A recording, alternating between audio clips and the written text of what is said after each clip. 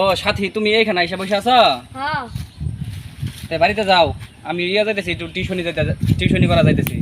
তুমি কি ছাত্রী পড়াও?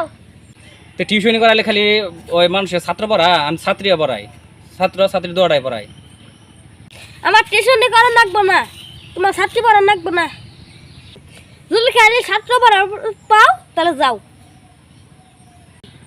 তুমি এটা কথা বলা সাথী, এখন আমার সংসার হয়ে গেছে। হ্যাঁ, শুধু ওই ছাত্র পড়াইলে তার হবো না, সবার এই ছাত্র পড়াইতে হবো, ছাত্রী পড়াইতে হবো।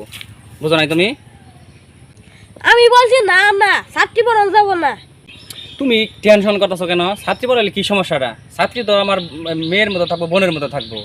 তুমি টেনশন করতেছো কেন? আমি তোমার কি আছিলাম? কে তুমি জানো না আমার ছাত্রী আছিলে? তাহলে আমার কি করছো?